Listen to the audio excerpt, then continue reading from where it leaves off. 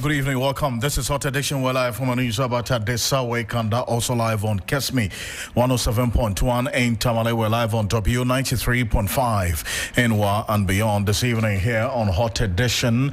We're also streaming live on YouTube at 3FM 927. Read out to you and to the rest of the world. Former board chair of the Ghana Airports Company, Paul Adomotri, honors the Office of Special Prosecutor's invitation to respond to an ongoing probe into a suspected corruption-related offense stemming from a revenue assurance contract. We have live updates from the Office of Special Prosecutor on this development. Stay with us. Also, the former Finance Minister, Kenneth Nanayo Oforiatta, suffers another setback in his fight against extradition as the High Court dismisses his application seeking to quash the arrest warrant issued by the Special Prosecutor's Office. This evening, the Human Rights Court throws out a judicial review application filed by suspended Chief Justice Gertrude Araba Esaba Tokonum. Stay with us. We've got details for you. Plus, President Mahama condemns the assault on journalists as he promises to convene a meeting with the security chiefs and the GJA over the matter. All these plus the latest in business and sports over the next 1 hour here on Hot Edition. I am Alfred Ocansey. Let's settle for a summary of the news now.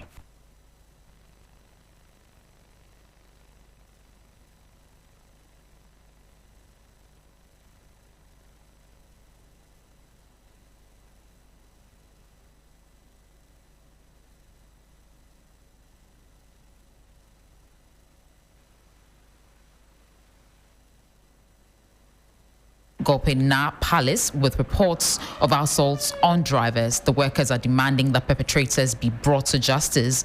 An explanation for the attacks, assurances of staff safety, and the immediate retrieval of seized vehicles by security agencies.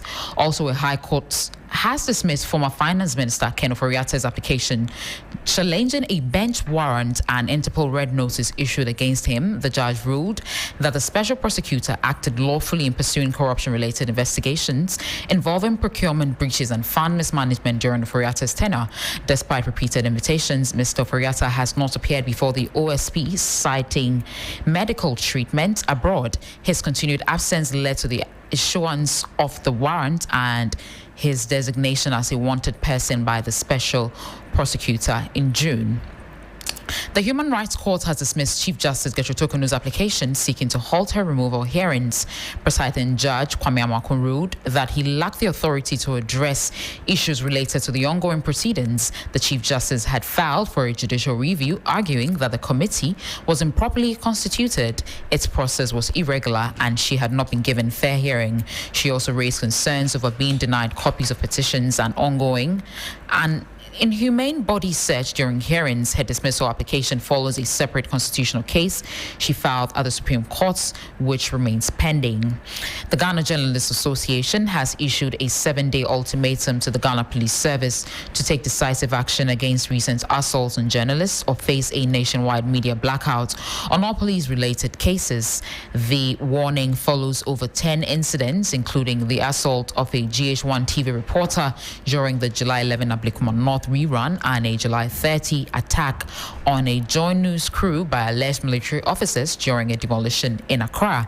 At a press conference on July 31, GJA President Albert Kwabena condemned the attacks as unacceptable and a threat to the press freedom and democracy.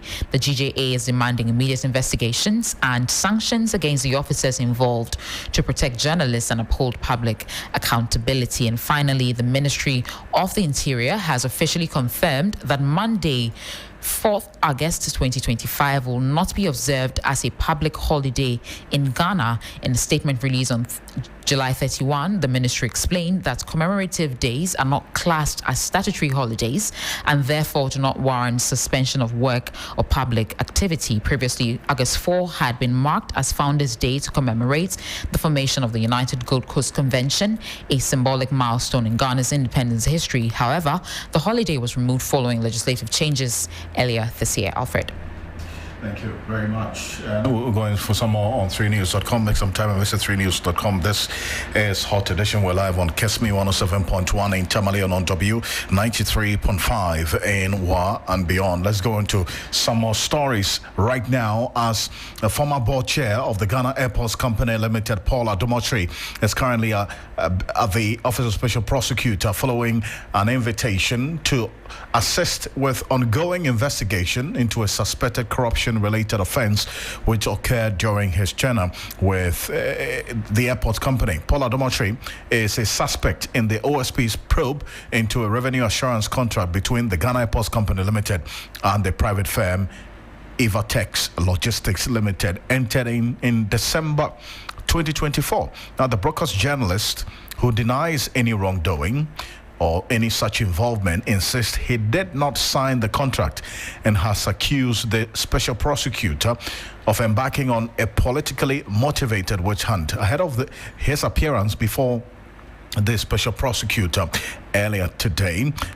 Take a listen to Paul Adomotri in an attempt to, as it were, put out an explainer to clear his name on the said matter of that investigation, and we see how things are playing out before the special prosecutor right now. This is what he said earlier today. Said that this is what we know and this is how it works. The board told them that, yes, you have told us what it is, but there's no real evidence. You haven't given us any evidence that, in fact, we are losing money. And then they said that to do that, we have to work with your management to come and tell you, because we need access to your systems. When we get access to your systems, then we'll be able to tell you in the things that are the revenue that's happened already. So today is July. They will take last year's revenue and show you that this revenue that you got 1 million cedis, you could have gotten 3 million cedis. This revenue that you have 2 million cedis could have gotten 6 million cedis. So the management gave them that, and then they did that. And then the management brought them to the board the second time and said the people have finished their work, so let the board hear them. So the board heard them. And then they seem to know what they are talking about. They seem to show that, yes, revenue was lost and revenue can be gained. So the board told management that, okay, go ahead, which is also normal. The board tells the management, MD and your people, go ahead and work with them and report back to us. So they did, and they went to work with them. And then we continue our meetings. I had forgotten about it. I don't know anything about it. It was Manasseh Azuri who told me that the contract had been signed by the managing director on 4th of December, 4 days or 3 days to election. And I said, well, okay, I don't know. I didn't know. This conversation is about 2 weeks ago. I didn't know whether the contract has been signed. I didn't find out whether the contract has been signed because it's not necessary. The board has finished its work. Whatever management does, if the management need the board again, they'll come back to the board. Well, so that's Paul Adomotri, putting out that explanation earlier today ahead of his appearance before or at the special prosecutor's office right now. And let's go straight to the Office of Special Prosecutor right now, because Noble Crosby and my colleague is there monitoring events there. And Noble, we do know that Paul Adomotri has indeed arrived and is, or you reported earlier that he had entered the Office of Special Prosecutor for the said invitation. What is happening now as we speak? Well, Alfred, like you mentioned, Paul Adomotri has arrived at the premises of the Office of the Special Prosecutor. That time he got here was at 2:50 p.m. today. The meeting, when the was scheduled for 3 p.m., so he arrived here at 2:50 in the company of two of his lawyers. So if you know where the OSP's office is located, he drove straight into the gate of the OSP's office. He alighted from his car in the company of his lawyers, and then the three of them began walking through the gate of the Office of the Special Prosecutor, or the entrance of the Office of the Special Prosecutor. It's been, over 3 hours, if you like, some close to 3 hours. We're yet to see him again or get a word from Paul Adomotri or any staff of the Office of the Special Prosecutor. The understanding is that engagements are ongoing between the two parties, Paul Adomotri and his lawyers, as well as the officials from the Office of the Special Prosecutor. And this is on the back of what he spoke about, the concerns the Special Prosecutor has concerning some documentation or some activities by the then board chair of the Ghana Airports Company Limited, who was Paul Adomotri, as with a private company in terms of revenue assurance. So, if you ask me, this is what has been happening here at the Office of the Special Prosecutor since Paul Adomotri arrived here somewhere at 2:50 p.m. today, and at 5:11 we see staff of the office who have closed, making their way through the gate and then going to their various homes, because, like I said, the working day has ended, so the staff have closed. But Paul Adomotri is still in there with his lawyers, and we understand that officials from the OSP are also there. It is possible that the special prosecutor himself, Kisia Jabing, will also, or is also there, engaging with Paul Adomotri, Alfred.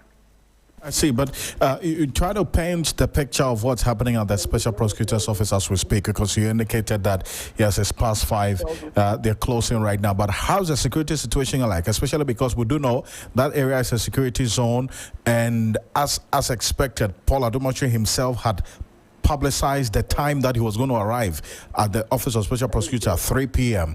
Did you have a lot more journalists apart from yourself throng the area? Do you see a crowd there as well? Paint that to us. Right. So, Alfred, if you know where the Office of the Special Prosecutor is located, the route leading to the Special Prosecutor's office, it has some key installations of state. The new office of the Electoral Commission is close by. The ongoing construction of the Ghana Maritime Authority building is also around. The National Cathedral is also close. So this is an area that has some important installations. Parliament House is around, State House is around. They're all around the same enclave.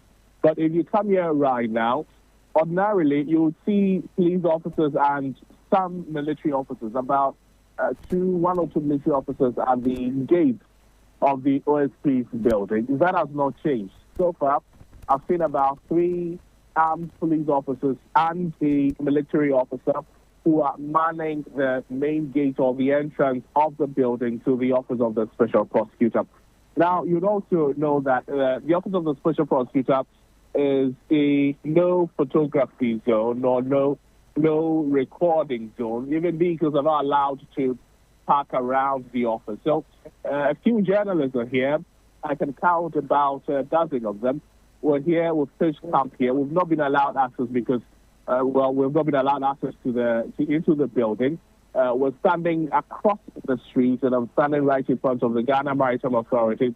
And where we're standing, we can see directly into the compound of the OSP, and that is where Paul drove into with his lawyers, and then they entered the building proper.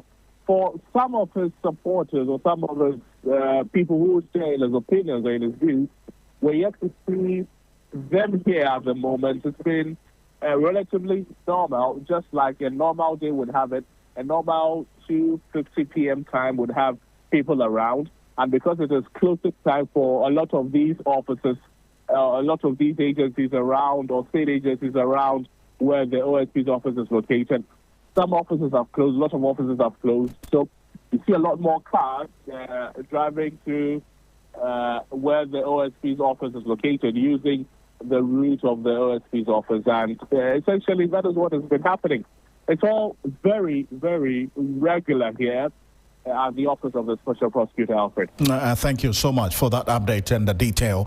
Noble Crosby Annan is at the Office of the Special Prosecutor, giving us an update on what is happening there. And as confirmed earlier, Paul Adomotri, the former board chair of the Ghana Airports Company Limited and a broadcast journalist, has indeed arrived at the Special Prosecutor's office. He's currently in there with his lawyers, and we do not have a clear idea what's happening. It's after 5 p.m. now. The Special Prosecutors, the office, the staff have closed, but Paul Adomotri and his lawyers are still in there with the officials of the Special Prosecutor's office.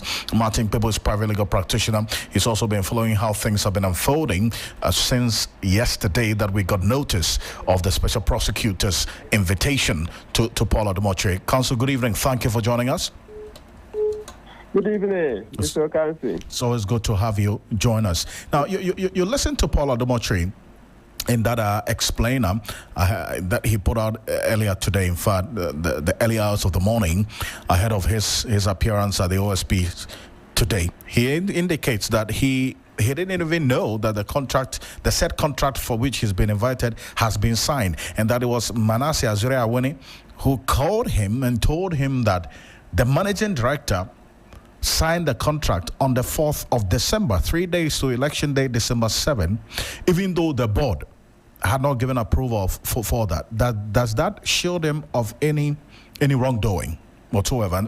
And I ask this question bearing in mind the boundaries and limitations that you have in not necessarily pronouncing guilt or otherwise. Excellent. That's a good caveat. Yes, so it's early days yet to be conclusive in such matters, except that Paul has not done himself any good, because Manasseh Azure, in the write-up, said that Paul, had confessed that he knew the people, all right, he had met them before the contract came to the board, etc. I don't know if you've seen that write-up. Yes, indeed. So that totally tears apart Paul Adumochire's case. It tears it apart. And you know that in matters like this, there's credibility. Say it's a text message. So it means that if Paul continues on that trajectory, in due course, Manasseh Azure will be asked to testify. That's if the case goes to court. And he'll be asked to bring his phone. Then they will do all the necessary tests to see that that's a genuine text from Paul Adumochire. You see it? Yes. It's bewildering, to be honest, that this same thing, unless it's a different contract, and so far it doesn't look like it's a different contract. But Manasseh says, look, you admitted that you met the owners before, that you know the owners before the contract was brought to the board, etc. So now this U-turn that Paul is doing appears to be neither here nor there. But of course, in a court of law, so many other things can come up. So we cannot conclude here.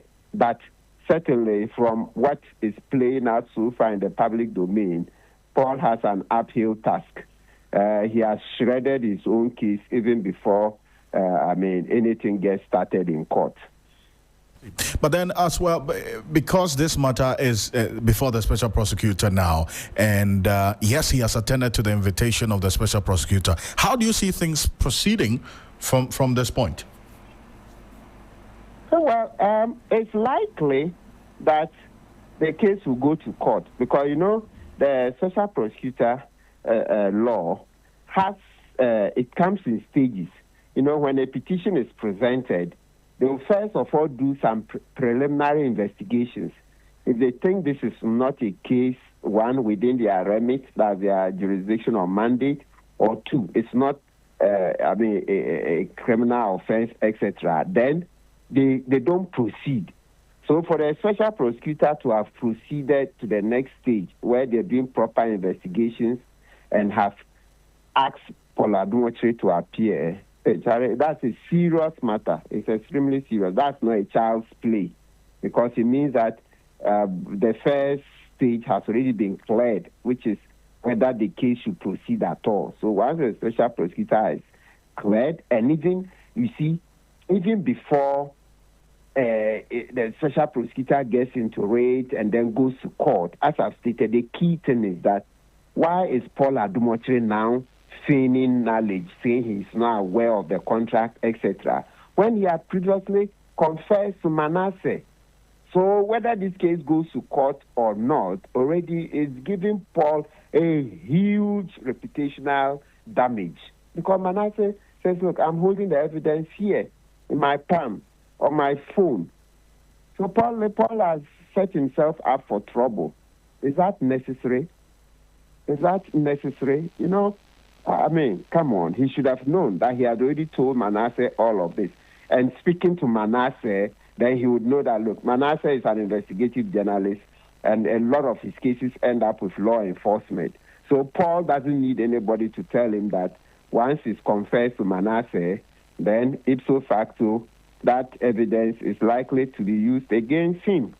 So his belated attempt to make a U-turn is something that is already shredding Paul's reputation even before any court case. It's not good. It's just like the way Paul earlier on in years past had gone on air to say that Niade Clegg had written exams for him, etc. It turned out that Paul didn't have evidence, and it shredded Paul's reputation, but somehow he was able to rise from the ashes. He got up together. Now he's gone up again with this case, the back and forth between he and Manasseh. Separate, let me call it separate because Manasseh is not the special prosecutor.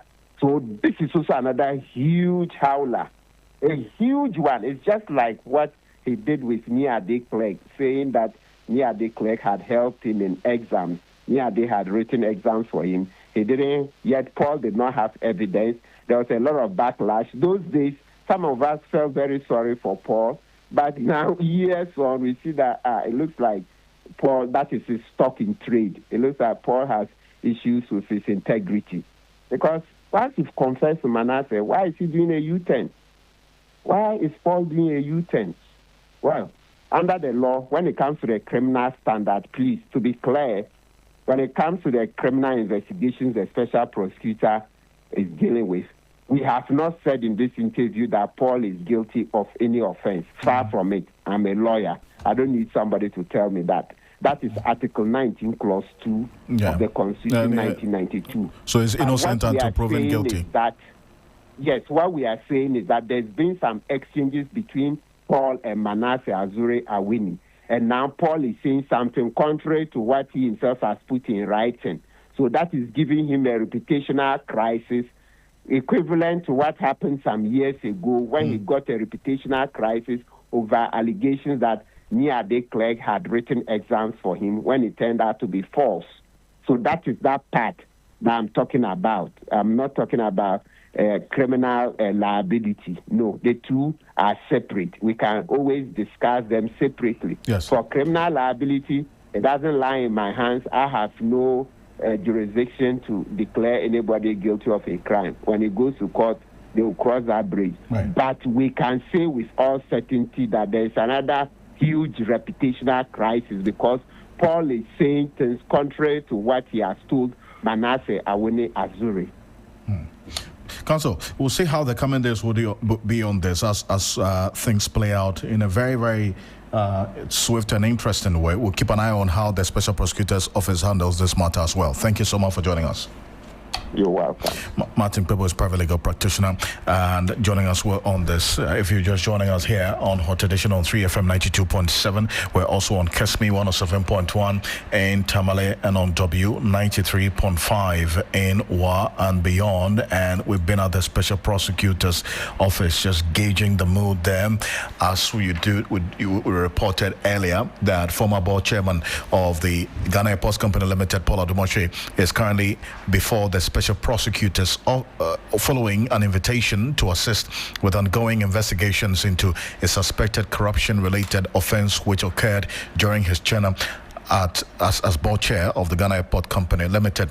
Now, Paul Adumoche is a suspect in the OSP's probe into a revenue assurance contract between the Ghana Airports Company Limited and a private firm, Evatech Logistics Limited, entered in 2024, specifically December 4, 2024, just 3 days shy of the December 7 elections. And that's another instructive development as well, as we got to know from Manasseh Azure Awini, who posted this on his that's his Facebook page earlier today. But let's take a detour because there's some breaking news coming through right now from the Northern region, and we're going to connect to our Northern regional correspondent right now on this. Breaking news on 3FM 92.7. Breaking news on 3FM 92.7.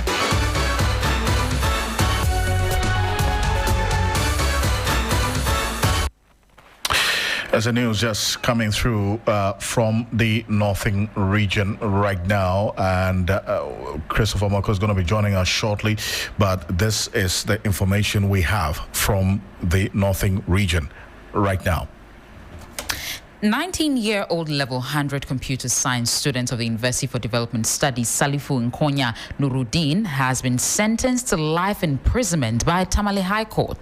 The convict was facing charges of murder and conspiracy to commit murder of his colleague Wumponi Mohammed Zaiku over a girlfriend in 2024. The deceased Mohammed Zaiku Wumponi reportedly died on Wednesday, September 25, after being allegedly stabbed in the chest at the university campus.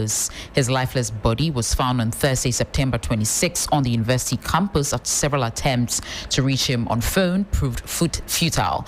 Initial reports suggest the possibility of an armed robbery as Ziku's phone and motorcycle were missing from the scene. However, accounts from his family indicate that his valuables were found intact, raising suspicions that this may have been a targeted killing rather than a robbery, Alfred, and this is quite sad. Indeed. Let's go on to telephone now. And Christopher Marco is our Northern and Savannah regional correspondent. Has been following this quite closely. Chris, good to have you. A very chilling development in there. Let's get a bit more detail on what happened in court earlier today. Yes, so Alfred, you remember that in 2024, September, we ran a story that has to do with a level 100 student of the University of Development Studies here in Tamale stabbing his colleague student to death and over issues of a girlfriend. And so the case has been in court. Today, the Tamale High Court ruled on this particular case and convicted the accused to life imprisonment. And it was a sad moment in court because a young man was convicted to life imprisonment. But unfortunately, the presiding judge said that his action was in bad state and it has caused the loss of a life, and so he should go in prison for life. I see. Now, just for the background and also for the uninitiated, what exactly does this 19-year-old student do? Yeah, so he stabbed his colleague, who was also a student of the University for Development Studies, to death over issues of girlfriend. And so the gentleman died. That was in September last year. And when the accused person was arrested, the family of the deceased called for justice. When he killed the deceased, he took his motorbike and his purse and other things. Later, those items were found on the school campus, and so the perpetrator, that is the convict, was arrested, and today he has been sentenced to life imprisonment. So it was about a girl. Yes, that is the issue that was raised. That it was about a girlfriend. And he's going in for life. Yes, he's in for life. Sad development indeed. Chris, thank you. Thank you for this update. Appreciate it. Thank you. Christopher Marco is our Northern and Savannah regional correspondent there, giving us updates on this breaking news that we got just a few minutes ago. In fact, this sentence by the courts was just about some 15 minutes ago. So 19-year-old level 100 computer science student of the University for Development Studies, Salifu Nkonya Nuruddin, has been sentenced to life imprisonment by Tamale High Court. The convict was facing charges of murder and conspiracy to commit murder of his colleague Wumponi Mohammed Zaiku over a girlfriend in 2024. A girl, Alfred. Somebody's going in for what? For life. It's a very sad development. Yeah, very sad one. Let's get into what more do we have? Well, something else in court. The High Court has thrown out an application by former Finance Minister Ken Ofori-Atta, who was seeking to quash an arrest warrant issued by the Office of the Special Prosecutor. The court ruled that the application lacked merit and dismissed claims that the warrant and related Interpol Red Notice were unlawfully secured by the OSP. This comes as a major win for Special Prosecutor Kisi Ajibing, who earlier this year declared Mr. Furiata a wanted fugitive, accusing him of fleeing the country to evade accountability. Mr. Furiata is currently under investigation in 5 separate corruption-related cases, including 1, a revenue assurance deal involving Strategic Mobilization Ghana Limited and the GRA, 2, a termination of a distribution project with ECG and Beijing Technology, 3, a controversial National Cathedral project, 4, the procurement of 307 ambulances, and 5, the transactions related to the GRA's tax refund account. There's something also on the Chief Justice. The Human Rights Division of the High Court has also dismissed a suit filed by Chief Justice Gertrude Araba Isaba Tokono. The court described parts of the suit as an abuse of its processes. The presiding judge, His Lordship Kwame Amako, also ruled that he did not have the jurisdiction to deal with the matters relating to the ongoing removal proceedings against the Chief Justice. Justice Tokono had earlier complained at a press briefing that she was denied authentication copies of the petitions and responses against her. She also raised concerns about what she described as an inhumane body search during her appearance before the committee. She later filed a case at the High Human Rights Court asking that the committee's hearings be suspended until she was served with the necessary documents. The CJ further asked the court to nullify earlier hearings, arguing that the committee was improperly constituted, its processes irregular, and that she was not given a fair hearing, but the court said those matters were outside its authority and struck out the case. Let's get a bit further into this particular development and how things are playing out in the case of the former Chief Justice, that's the suspended Chief Justice, beg your pardon, and Alexander Kojo Aban is a former member of Parliament for Goma West. He is a private legal practitioner. In fact, that's the reason why we have him on this particular conversation, but also to put it on record that he is a former member of Parliament for the Goma West constituency. Do you know Alexander Kojokum Aban? I thank you very much for joining us. Good evening to you. Thank you very much, sir. Great. Now, first off, I want to find out from you, how this particular case has been playing out with now the Human Rights Division of the High Court dismissing this suit filed by the Chief Justice, Gertrude Tokono, and the court on the basis of the decision they took, describing parts of the suit as an abuse of its process. That was, according to His Lordship Kwame Amako, who also ruled that he did not have the jurisdiction to deal with matters relating to the ongoing removal proceedings against the Chief Justice. Counsel. Thank you very much. In the first place, you must understand that before a court would say that there has been an abuse of process, it means then that the very case that has been brought to the court had previously been taken to a court of competent jurisdiction and a determination had been made. Is that the case? If that is the case, then the judge would have some basis for saying that it's an abuse of the process. But if that is not the case, then I beg to differ with the judge in saying that it's an abuse of the process. Probably when we get the full written reasons, then we would know. But if this application, which was put before the judge or before the High Court, had some way, somehow, been put before a court of competent jurisdiction, by this I mean the High Court itself, or if it had been dressed in some constitutional gap and put before the Supreme Court, then we would say that there had been an abuse of process. The next issue is about jurisdiction, whether the Supreme Court, whether the High Court had jurisdiction to entertain such matters. We know that Article 146, which deals with the removal processes of the Chief Justice or a Justice of the Superior Court, as the case may be.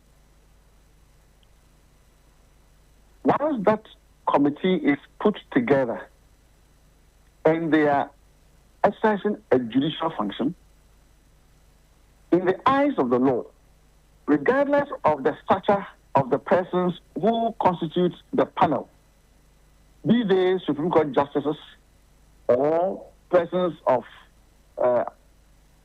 some high standing and all that, it is considered in the eyes of the law as a lower judicial body, lower than the High Court.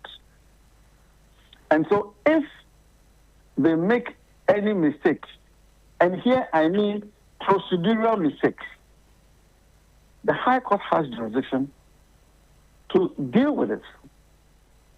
And that is why, if I may give an example, you can go to the General Legal Council, where we have some Supreme Court justices on it, and we have very eminent lawyers on it.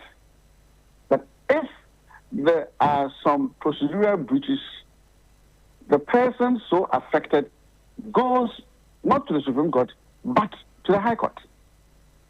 And so to that extent, the committee that is dealing with the Chief Justice's removal process is a lower judicial body than the High Court. The High Court can exercise its supervisory jurisdiction over that.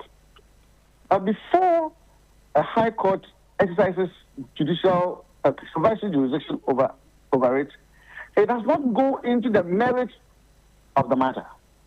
It deals with issues of procedure, whether rules of natural justice have been breached or whether they have been properly kept, or whether, and by this I mean that either any of the panelists has an interest in the outcome of the case, or there is denial of, let's say, the right to fair hearing from the conduct of the panelists against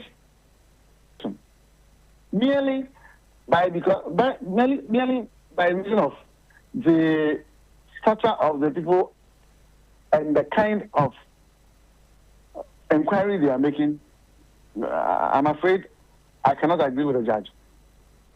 I see. On that point, that the first point that you explained, that the court had held that, the parts of the suit borders on the abuse of its process, you did indicate indeed that it only would amount to the case if portions of the suit has been dealt with by another court.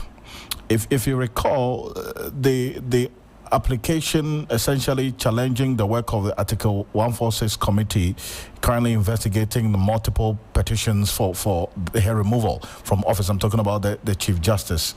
Now, the Office of the Attorney General filed a motion seeking that the courts, this High Court, should strike out the judicial review application brought before it, mainly because some of the reliefs being sought in there had been dealt with or are being dealt with in an application that the Chief Justice sent to the Supreme Court as well.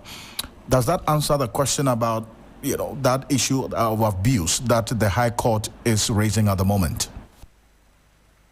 That is why I said that if there is a basis, that basis would only be found in a situation where a case of similar nature has been put before a court of competent jurisdiction and has been decided upon.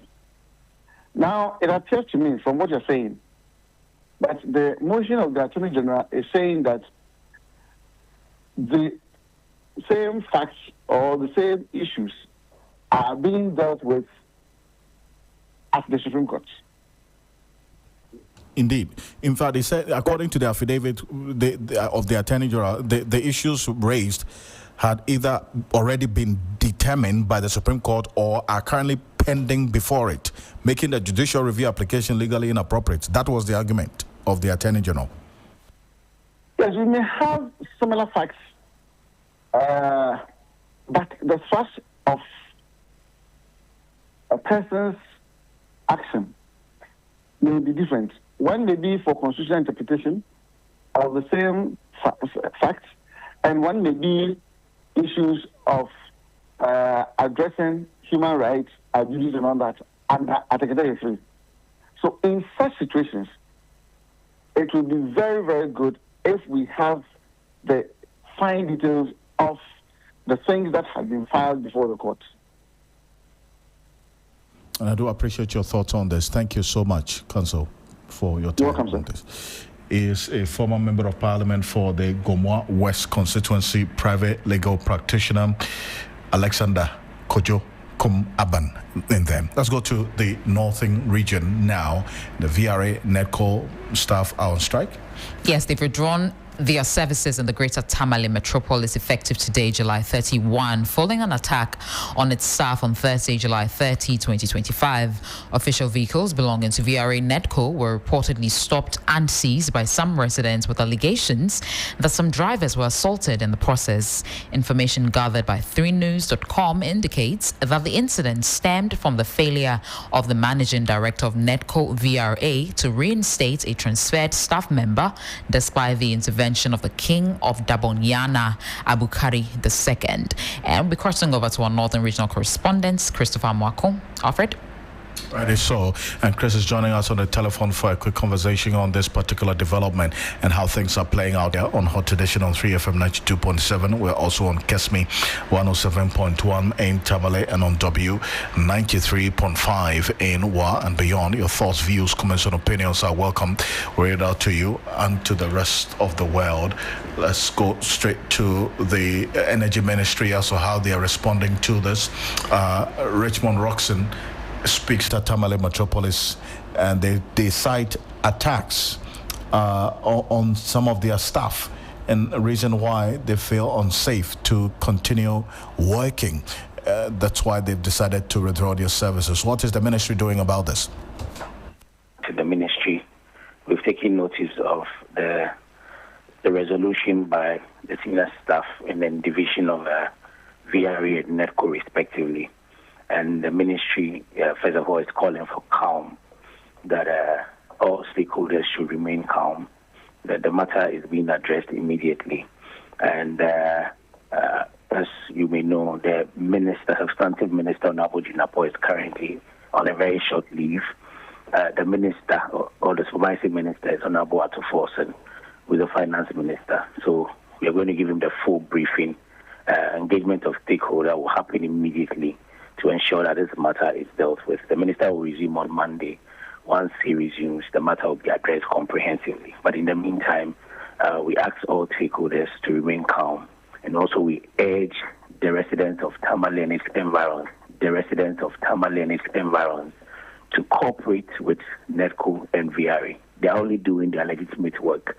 And if we continue to attack them, what it will mean is that this suspension may lead to power cuts, and nobody wants to sleep in darkness, nobody wants to sleep in darkness or have his business affected as a result of this. So let's all cooperate with them, and also we're engaging the security service to ensure that the staff of VRA and NECO have the maximum security as they continue to undertake their work. I see, and we also gathered some information indicating that this incident, apart from the attack on the staff, also the decision to withdraw their service stemmed from the failure of the managing director of Netco VRA to reinstate a transferred staff member, despite the intervention of the King of Dagbang, Yana Abukari II. Is the ministry aware of this? I didn't get the last question. You said the transfer. The transfer is. They said the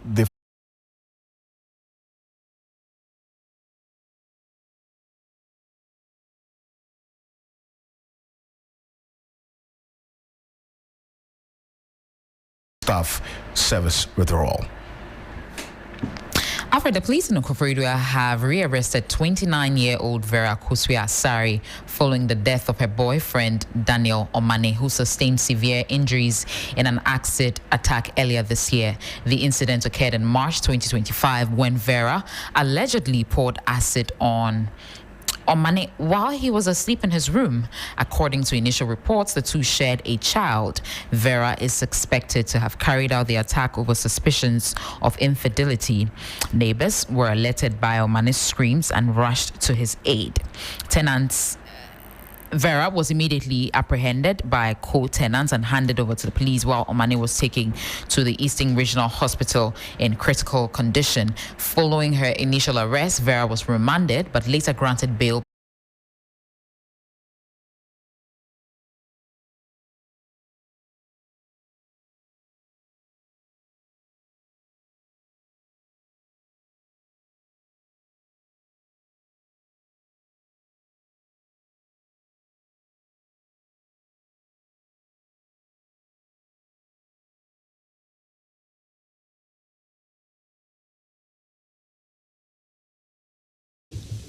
One, a detailed update on the status of investigations into all reported attacks against journalists across the country within the past 7 months. Two, a public report on the prosecution of the police officer involved in the Abikumanov incident, including timelines and court proceedings.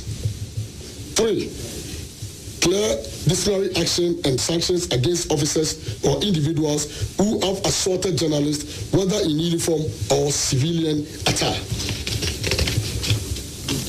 Four, specific measures the police service is putting in place to prevent future attacks and to train officers on respecting press freedom and media rights.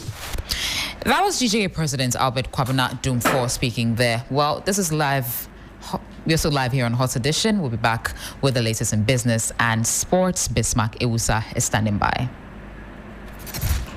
For the 3FM Family Fun Day, a full day escape packed with joy, bonding, and unforgettable togetherness. Whether you're a family of 2, 4, or 10, every family is welcome because this day is all about togetherness. Happening on Saturday, 9th August at Shorna Island in Labadi from 9 a.m. to 6 p.m. Picture this: live performances from talented kids, inter-family competitions with prizes for the most creative, coordinated, or hilarious families, team games like tug of peas, family sack races, and the ultimate family relay. Shona Island transforms into a full amusement park vibe with food area, music, rides, water splash zones, giant trampolines, a kids playground, and scenic photo spots that will blow up your socials. All this for a promotional package of just 500 Ghana cedis for a family of 4. Extra family members? No problem. Just come along and join the fun at a top-up per person. For registration and inquiries, please call 053-110-0927 or 053-220-0917. It's more than an event. It's a memory in the making. Happening on Saturday, 9th August at Shorna Island in Labadi. Don't just raise kids, create memories. 3FM Family Fun Day. Let's play again. Terms and conditions apply. Sponsored by Nestle Golding Mort. It's a 3FM Family Fun Day.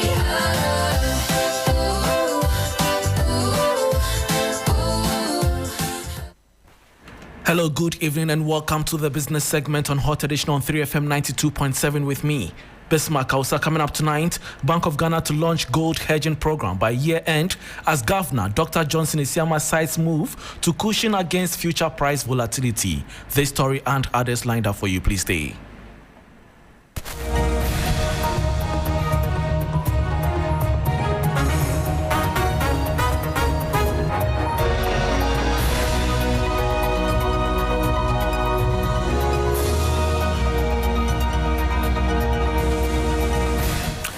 Thanks for your company. Now to the details. The Bank of Ghana is set to roll out a gold hedging program as part of a broader effort to manage future price volatilities of the precious metal. Governor Dr. Johnson Esiama says while the central bank ultimately plans to hedge all of its gold reserves, it will begin with a fraction, potentially launching the initiative before the end of the year 2025. He revealed that engagements are currently underway with some banks to manage the program, which could take off in the coming months. So we should be able to hedge a portion, of our stock. It is a portion of our stock we are targeting, and we will be happy to make that known when we conclude the effort. And that was Governor of the Bank of Ghana, Dr. Johnson Esiama, revealing plans to launch a gold hedging program by end of the year 2025 as his sites move to cushion the precious mineral against future price volatility. Now, economist Dr. Hayford Mensah Irakwa has cautioned government about the Ministry of Finance's decision to price contracts in the Ghana cedi. While he supports the initiative, Dr. Irakwa is concerned about the city's historic volatility and the potential for substandard projects if the currency depreciates. Finance Minister Dr. Kasiel Atuforsen has emphasized the risks of pricing goods and services in foreign currency, which can threaten fiscal management and destabilize the cedi. To address this, the President has directed that all government contracts, regardless of funding source, must be denominated in the local currency. This move aims to promote local economic growth, but Dr. Hayford Mensah Irakwa warns that it's crucial to mitigate potential risks associated with currency depreciation. Minister must take into account that what we experience today is not necessarily going to be the same forever. So it is possible that a cedi will depreciate tomorrow, the day after, and we need to protect our vendors, the contractors and other vendors that we engage. Let's make sure that at the end of the day, we are not shortchanging them. Because once we start shortchanging them as a result of depreciation of our own currency, they would also give back to us what the value of the contract could give. And that was Dr. Hayford Mensah Irakwa, who is an economist, bringing us to the end of the business news on Hot Edition on 3FM 92.7 with me, Besma Kausa. For more business stories, please check out our website, 3news.com. Real Kwampofu is here for sports. Please stay.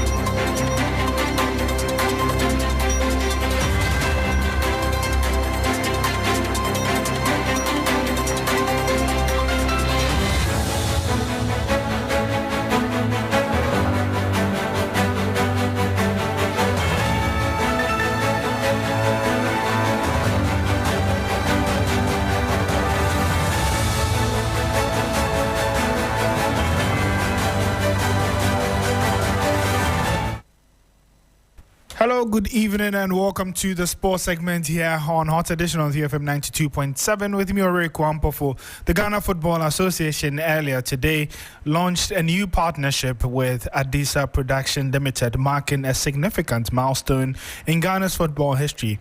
APL are set to take over as the main producers of the Top Flight League, showing live games.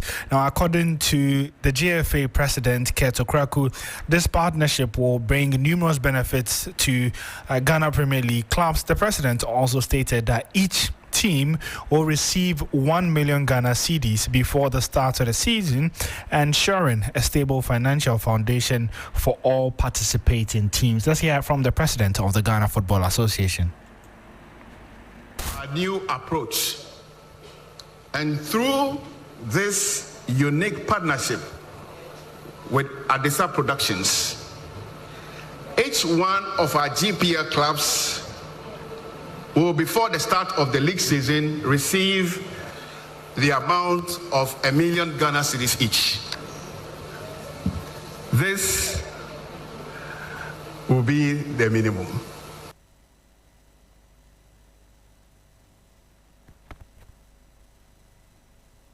And so that was President of the Ghana Football Association, Kurt Okraku, speaking at the launch of the partnership between Adisa Productions and the Ghana Football Association for the broadcasting production of the Ghana Premier League. We still stay with the launch because there was some bit of representation from government as well, as the Chief of Staff of the Government of Ghana, that's Julius Deborah, also attended the event and tasked the Ghana Football Association to set up a Ghana Football Museum that he believes would help tell the story of the game better and in a way could provide revenue for Ghana football. Kurt, I throw this challenge to you. We'll definitely support you, so take it up. How about we having what we probably would call the Ghana Football Hall of Fame or Ghana Football Museum? Because we have mysterious stories like there was a gentleman known as Infum who could kick a shot to torn net. What if you go look for the remnants of the torn net to be displayed and say, go to the Ghana Football Museum and see the net, the remnant of the net that Infum damaged. We've also heard stories about a goalkeeper known as Robert Mensah, and he had been described as being so skillful like a cat.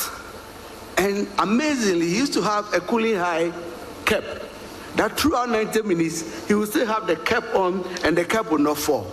And they used to say it's juju or some mystical thing.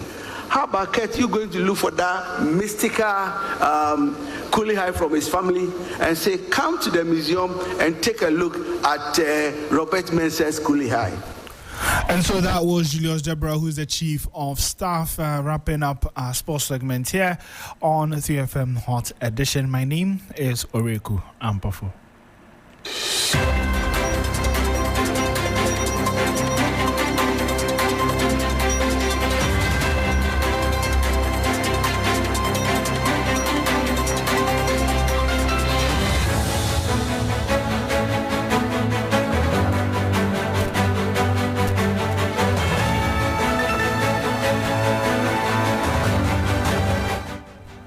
Well, that's it for Hot Edition here on 3FM 92.7. My name is Christabel, Success Treve, and I did this with Alfred Ocansey. For more news, log on to 3news.com. Have a good evening.